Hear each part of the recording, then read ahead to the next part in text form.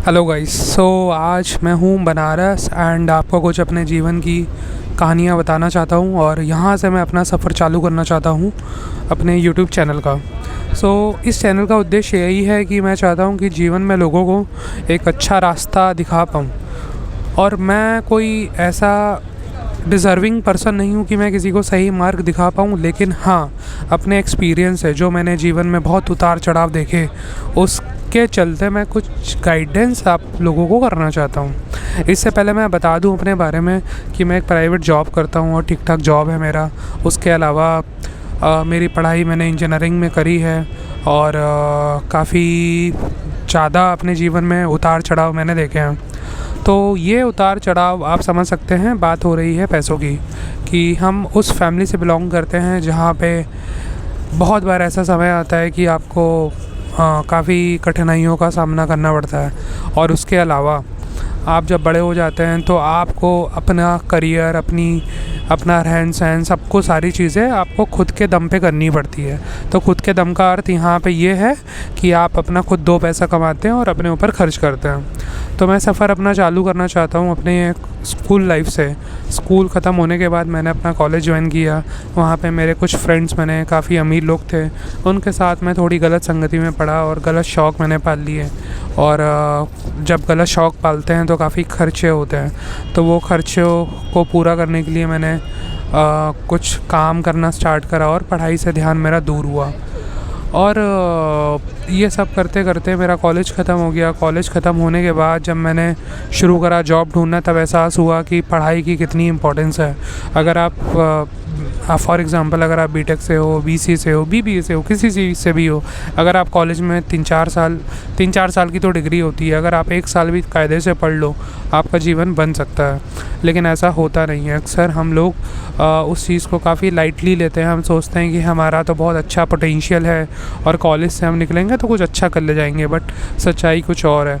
आप जब कॉलेज से निकलते हैं तब आपको एहसास होता है कि हम जैसे कितने लोग हैं, हज़ारों लोग हैं, लाखों लोग हैं, जिनके पास एक्चुअल में बहुत पोटेंशियल होता है, लेकिन उन्होंने अपने समय पे सही चीज़ नहीं करी। तो उसी चीज़ का एक मैं काफ़ी अच्छा उदाहरण हूँ।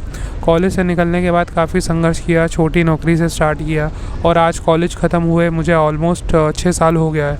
आज जाके मैं कुछ 6 साल में थोड़ा बहुत ठीक ठाक सा अपना 2 पैसा आ रहा है, ठीक ठाक अपना घूम फिर रहे हैं, बस वो अचीव कर पाया हूँ। अब मैं आपको बस इतना बताना चाहता हूँ कि जब हम इस फेज़ में होते हैं कि जब हम जीवन में संघर्ष कर रहे होते हैं, तो सबसे बड़ी समस्या हमारे पास आती है, वो आती है सेल्फ़ डाउट की।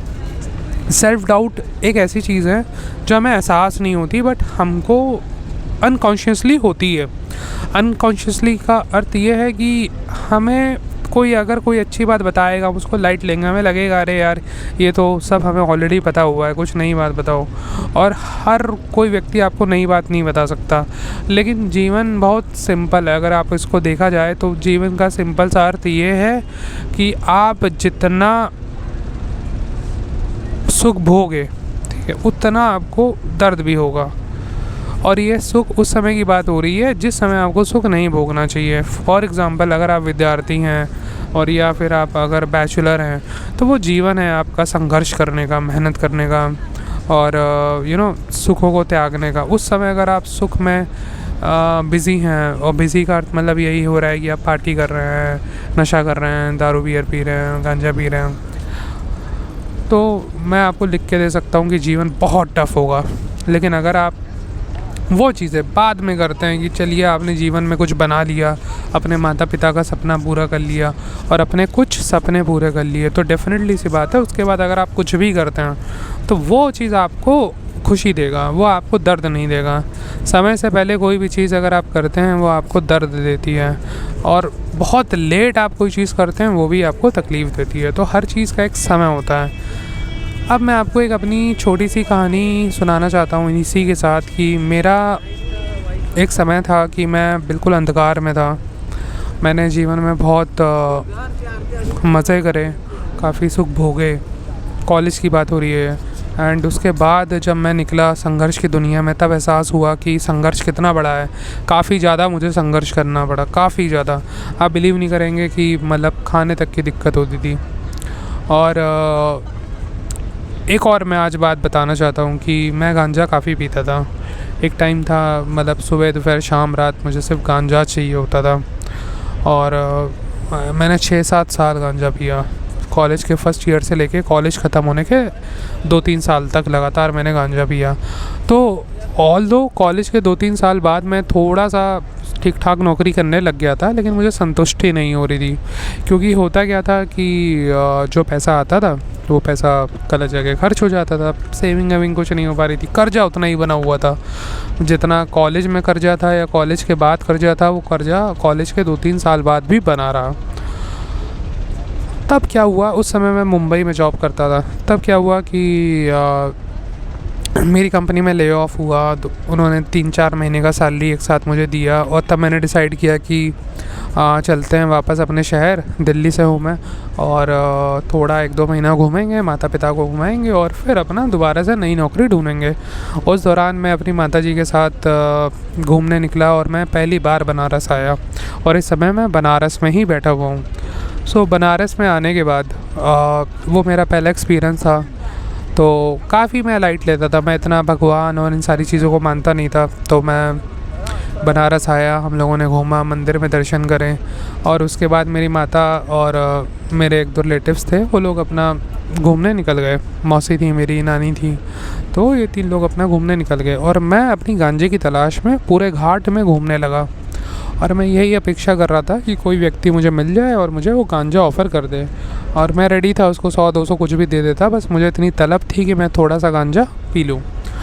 तब जाके एक बाबा मेरे को मिले, वो गांजा अपना बना रहे थे। उन बाबा के पास जाके मैं बैठा, लेकिन मैं थोड़ा सा मैंने दिमाग लगाया कि खाली आ जाएंगे तो बाबा ऐसे ऑफ़र नहीं करेंगे। तो जाने से पहले मैंने बाबा के लिए चाय ले ली और उनके लिए सिगरेट्स ले ली, बिस्किट वगैरह ले लिए। 100-150 रुपये का सामान लेके सीधा बाबा के पास बैठ गया, और वो चिलम बना रहे थे। उनके साथ 1-2 व्यक्ति बैठे हुए थे। तो जब मैं उनके पास जाके बैठा तो शायद वो समझ गए थे कि मेरा क्या मतलब है, मैं क्यों आके बैठा। लेकिन जो भी था, मैंने सामान उनके चरणों में रख दिया और कुछ नहीं बोला। तो उन्होंने चिलम बनाई। चिलम बनाने के बाद उन्होंने चिलम जलाई और अपने जो 2 साथी बैठे थे उनको पास किया।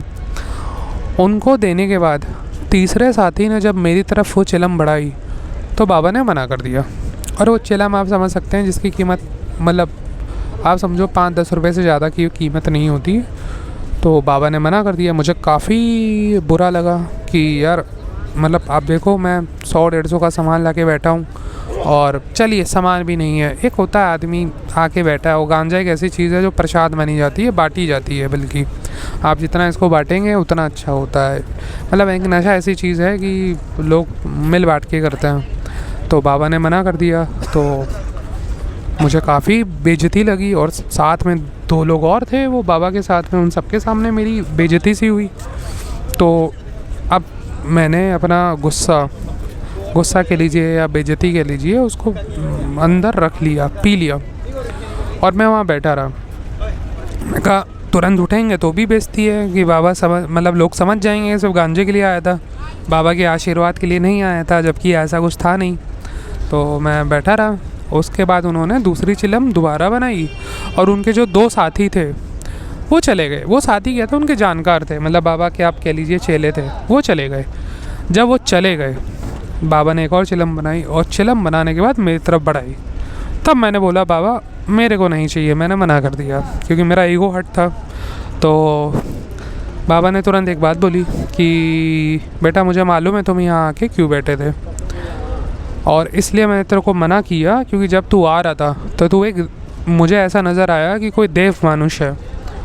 तो मैंने कहा बाबा इसका अर्थ? तो उन्होंने बोला देव मानुष का अर्थ ये जो मनुष्य देवता का अवतार हो। तो मैंने कहा बाबा ये तो बहुत बड़ी बात है, मैं तो मतलब बहुत साधारण सा व्यक्ति और मेरे तो कर्म इतने ख़राब हैं और आप इतना बड़ा दर्जा मुझे दे रहे हैं। तो बाबा ने बताया कि भले इस जन्म में नहीं तो पिछले जन्म में कभी ना कभी ऐसा रहा होगा, लेकिन आप देव मानुष हैं, और तेरे को अगर जीवन में किसी ने अंधकार में डाला है तो इस चीज़ ने डाला है, और ये जो चीज़ होती है उनके लिए होती है जिन्होंने जीवन में मोह माया त्याग दी हो, और तू मोह माया त्याग सकता नहीं है और ना तूने त्यागा है तो तेरे लिए चीज़ बिल्कुल नहीं बनी है। ये काम गांजा पीना उन्हीं के लिए होता है। साधु संत इसलिए पीते हैं कि वो अपनी इंद्रियों को कंट्रोल में कर पाए। इंद्रियों का मतलब अपनी इच्छाओं को। आप कभी मतलब शायद आप लोग मतलब मैं कभी सजेस्ट नहीं करूँगा आप इसको ट्राई करें, बट जो लोग पीते होंगे, जो मेरे शायद जो वीडियो देख रहे हो जिन्होंने कभी पिया हो, तो वो समझ सकते हैं कि आपको इसको पीने के बाद बड़ी एक शांति सी मिलती है, दिमाग शांत हो जाता है और आपकी इच्छा नहीं करती ना कुछ करने की, ना कोई काम करने की, ना आपके अंदर कोई गंदे विचार आएंगे, ना कोई पैसों का लालच आएगा कि आपको बढ़िया पैसा कमाना है या कोई अच्छी लड़की के साथ शादी करनी है, ऐसे कोई विचार नहीं आते हैं। मतलब आपका दिमाग को ठंडा कर देता है, शांत कर देता है। तो उन्हें बताया साधु संत की चीज़ें होती हैं और इसको जो नॉर्मल व्यक्ति इस्तेमाल करते हैं तो उनके जीवन में इसलिए वो किसी चीज़ में कुछ हासिल नहीं कर पाते, ना अपने जीवन में कुछ अच्छा कर पाते हैं और ना, क्योंकि आप ना उधर के रहे ना इधर के रहे। तो मेरे को ये बात समझ आई, तो मैंने कहा ठीक है बाबा आप बताइए क्या है। तो बाबा ने मुझे थोड़ा आशीर्वाद दिया और बोला कि इसको त्याग दे और उसके बाद तेरा जीवन में बहुत तरक्की होगी। मैं वहाँ से निकला तो निकलते सब उन्होंने कहा कि ले एक फूंक मार ले। तो मैंने कहा यार बाबा इतना बोल रहे हैं और मेरा मन भी था, तो मैंने एक फूंक मार लिया। मैंने एक फूंक मारा, बाबा से आशीर्वाद लिया और जाते जाते बाबा ने एक और बात बोल दी, बहुत बड़ी बात थी। उन्होंने एक बात बोली कि तू जीवन में अगर सब कुछ हासिल करना चाहता है, सब कुछ का मतलब तू बलवान बनना चाहता है, दुनिया को अपनी मुट्ठी में करना चाहता है, जो आप लोग देखते हैं बड़े बड़े सेलिब्रिटी या कोई भी ऐसा व्यक्ति जो बहुत महाबली होता है या जिसके पास जो भी उसने चाहा उसने प्राप्त कर लिया, तो अगर आपको ऐसा व्यक्ति बनना है, ये बात बाबा ने बोली कि अगर आपको ऐसा व्यक्ति बनना है तो सबसे पहले आपको अपनी नज़र सुधारनी पड़ेगी। तो मैंने कहा इसका अर्थ बाबा? तो उन्होंने बोला कि जैसे शिव जी हैं, शिव जी की शक्ति पार्वती माता, पार्वती एज एन जो उनका पिछला रूप थी शक्ति, तो शिव जी ने एक ही से प्यार किया, शक्ति माता जो बाद में अगले जन्म में पार्वती माता बनी थी। तो उनका वो प्यार इतना गहरा था और उसके अलावा शिव जी ने कभी किसी और स्त्री की तरफ नज़र उठा के नहीं देखी और वही उनका एक सच्चा प्यार था। उसके अलावा कुछ उन्होंने समझा ही नहीं किसी चीज़ को, प्रेम या कुछ भी वही उनका प्रेम था, वही उनकी ताकत थी। तो शिव की जो शक्तियाँ हैं, जो पावर हैं, वो उनको शक्ति से मिली थी, वो अपनी पत्नी से मिली थी। जो इतने 3 हमारे भगवान हैं उसमें जो सबसे पावरफुल हैं वो शिव जी हैं। तो वो उनकी पावर जो है, वो उनके पास जितनी पावर आई है वो उनकी अपनी पत्नी से आई हैं, शक्ति माता से आई हैं, जो पार्वती कहलाती हैं अगले जन्म में। तो अगर तेरे को इस जन्म में शक्तिशाली बनना है तो सबसे पहले तेरे को अपनी पत्नी से प्यार करना पड़ेगा। तो मैं कहा बाबा मेरी तो शादी नहीं हुई है। तो बोले जब भी तू शादी कर ले या कोई भी एक स्त्री अपनी अपना ले कि हाँ यही है मेरी बीवी या इससे मेरी शादी होगी, उसके अलावा आप अगर जीवन में किसी पे नज़र नहीं उठाओगे, कोई अपना गलत नज़रों से नहीं देखोगे और अपनी पत्नी को ही सब कुछ श्रेष्ठ मानोगे, आपके पास इतनी शक्तियाँ आ जाएंगी कि आप उस चीज़ का अनुमान नहीं लगा सकते। आप जीवन में जो चाहेंगे वो हासिल कर लेंगे, कोई भी चीज़ आपको कुछ भी पाने से रोक नहीं पाएगी। तो ये बात पापा ने ज्ञान दिया और ये बात हो गया 4 साल इन ज्ञानबाजी के। मैं वहाँ से निकला और अपना साधारण व्यक्ति, मेरे जैसा मूर्ख व्यक्ति वहाँ से निकला और सोचा ठीक है लोग ऐसे मिलते हैं चलते फिरते, कितने लोग मिलते हैं कितने ज्ञान देते हैं। मैं थोड़ा आगे गया, अपना घूमा फिरा, अगले दिन दिल्ली आया वापस आके दिल्ली में फिर से वैसा जीवन शुरू हुआ। वैसा जीवन मतलब व्यस्त जीवन। फिर एक दिन मेरी इच्छा हुई, मतलब पहले मैं डेली गांजा पीता था, उसी दौरान की बात है। तो जब मैं दिल्ली आ गया तो 2-4 दिन मेरी इच्छा नहीं हुई, 5वें दिन मेरी इच्छा हुई कि यार गांजा साला 3-4 दिन हो गया पिया जाए। तब जाके मैंने क्या करा कि अपने मित्र से मैंने गांजे की व्यवस्था करी और मैं गांजा लेके बैठा अपने रूम में और जैसे ही मैंने जलाया और 2 फूंक मैंने मारते के साथ ही मुझे एकदम बेचैनी होने लगी। और ये बेचैनी इस चीज़ की थी कि मैंने क्या गलत कर दिया। जैसे कभी आप कुछ गलत काम करते हैं, आपको बड़ी बेचैनी लगती है कि यार ये मैं क्या कर रहा हूँ या मैंने क्या कर दिया, ऐसा मुझे एहसास होने लगा। ऑल्दो मैं ये नहीं बोलूँगा कि ये बाबा की शक्ति थी या कुछ था, बिल्कुल मैं थोड़ा साइंस में बिलीव करता हूँ। ये मेरा अनकॉन्शियस माइंड था जो मुझे कहीं ना कहीं फील करा रहा था कि तू बहुत गलत कर रहा है। और वो सिर्फ एक फूंक लिया मैंने, एक फूंक मारा और मारते के साथ ही इतनी सारी गंदी फीलिंग्स आने लग गई एंड एकदम से मैंने दूसरा फूंक नहीं मारा, मैंने उसको फेंक दिया और निर्णय ले लिया कि आज के बाद मैं इसको नहीं फूकूँगा, क्योंकि ये मुझे नेगेटिव वाइब दे रहा है। और क्यों ऐसी चीज़ करना जो आपको नेगेटिव वाइब दे। उसके बाद से लेके आज 4.5 साल हो चुके हैं इस बात को। 2020 फरवरी की बात है और आज ये वीडियो बन रही है 2024 दिसंबर में। ऑलमोस्ट अभी फरवरी में, अभी जो 2 महीने बाद 5 साल इस बात को हो जाएंगे। 5 साल हो गया मैंने गांजे को अपने लबों पे नहीं लगाया। मेरे जैसा व्यक्ति जो दिन भर गांजे में उलझा रहता था, 6 साल जिसने गांजे में बिताए, उस व्यक्ति ने गांजा छोड़ दिया। किसी को बिलीव नहीं होता था। पहले दोस्त बोलते थे कि अरे ये है वो है, 4 बातें करते थे, बहुत बातें बनी कि ये ऐसे बहुत लोग देखे हैं ये वो, लेकिन ये सत्य हुआ। तो मेरा ये कहना है कि जीवन में आप कोई भी बड़ी से बड़ी गलत चीज़ें छोड़ सकते हैं और बहुत कुछ हासिल कर सकते हैं। बस एक अपने जीवन में लक्ष्य बना लीजिए कि नहीं, आपको जीवन में आगे बढ़ना। और एक त्याग करिए अपने जीवन में, बस इतना बोलूँगा। एक कोई त्याग ऐसा करिए जिस चीज़ ने आपको बांध रखा हो। वो लड़की हो सकती है, वो नशा हो सकता है, नशा किसी भी चीज़ का हो सकता है आप सिगरेट पीते हो सकता है आप गांजा पीते हो, दारू पीते हो, बियर पीते हो, मसाला खाते हो। आप पहले इनमें से एक चीज़ को त्याग दें। कोई भी एक चीज़ पकड़ लो। आप सिगरेट पीते हो, एक सिगरेट को त्याग दो। गांजा पीते हो, दारू पीते हो, एक चीज़ पकड़ लो, इसको त्याग दो पहले। आप जैसे ही वो चीज़ त्यागेंगे, त्यागने का मतलब कि अब तो बिल्कुल भी नहीं, वो जीवन में वो चीज़ आपने डिलीट कर दी। जैसे कुछ फ़ोटो होती है, हम अपने जीवन में पुरानी फ़ोटोज़ देखते हैं। हो सकता है आपकी एक्स की फ़ोटो हो या किसी भी चीज़ की फ़ोटो हो। हम जानते हैं कि हम इसको डिलीट कर देंगे तो मेरी मेमोरी ख़त्म हो जाएगी जीवन भर के लिए। और आप कभी ऐसा डिसीज़न लेते हैं कि आप उसको डिलीट कर देते हैं क्योंकि आप वो चाहते नहीं दोहराना। मान लीजिए कोई एक्स है आपकी, आप उसकी फ़ोटो देखते हैं, आपको वापस से आप पुराने अपने पास्ट में चले जाते हैं। बट एक दिन आप मूड बनाते हैं कि नहीं, मुझे अपना इतिहास मतलब पास्ट बुलाना है, और आप वो फ़ोटो डिलीट कर देते हैं और वो जीवन से ख़त्म, और फिर उसका कोई कमबैक नहीं है। उसी तरीके से आप इसमें से एक चीज़ पकड़िए, एक चीज़ को डिलीट करिए लाइफ में, और वो सदैव के लिए डिलीट, मतलब वो एग्जिस्ट ही नहीं करता आपके सामने। भले दुनिया की कोई ताकत लग जाए, लेकिन वो चीज़ आपसे कोई नहीं करा सकता। बस पहले आप इससे शुरू करिए, एक चीज़ को त्यागो। और मैं ये नहीं कह रहा कि आप एक ही साथ 4 चीज़ों को त्याग दो। पहले एक चीज़ त्यागो, उसके बाद धीरे धीरे दूसरी चीज़, तीसरी चीज़, चौथी चीज़ त्यागिए। लेकिन त्याग करने से पहले हमेशा एक एनालिसिस कर लीजिए कि क्या वो सही में सबसे बड़ा कांटा है जीवन का। इसलिए कर लीजिए कि जीवन का जो सबसे बड़ा कांटा है, आप सबसे पहले उसको त्याग करिए। अब वो चाहे लड़की हो, चाहे वो नशा हो, और चाहे वो आपका कोई गंदी आदत हो। तो यही है बस आज के लिए। और मैं आशा करता हूँ अगर आपको ये वीडियो अच्छा लगे, आप प्लीज़ इसको लाइक करिए। आप लाइक करेंगे, ऐसे मैं और वीडियोस बनाऊँगा। मेरे जीवन के कुछ और एक्सपीरियंस हैं, मैं आपको अपनी लाइफ के बारे में सब कुछ बताऊंगा। एंड मेरा बस एक मोटो है इस चैनल से, मुझे कोई अर्निंग नहीं करनी, कुछ इनकम नहीं करनी, कोई यूट्यूबर नहीं बनना। मेरा बस इतना सा लक्ष्य है। मैं चाहता हूँ कि मैं अपनी तरह, क्योंकि मैं ऐसे परिवार से बिलोंग करता हूँ कि मेरी वजह से मेरा परिवार चलता है, उसी तरीके से मैं चाहता हूँ कि जो भी ऐसे लोग हैं जिनकी वजह से उनका परिवार चलता है, वो अपने जीवन में कुछ बड़ा बदलाव ला पाएँ और जीवन में सारी खुशियाँ अपने माता पिता को दे पाएँ।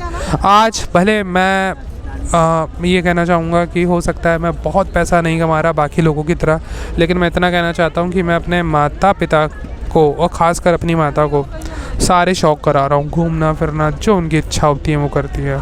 सारा पैसा मेरा मेजरली 70-60% उनको खुश करने में निकलता है।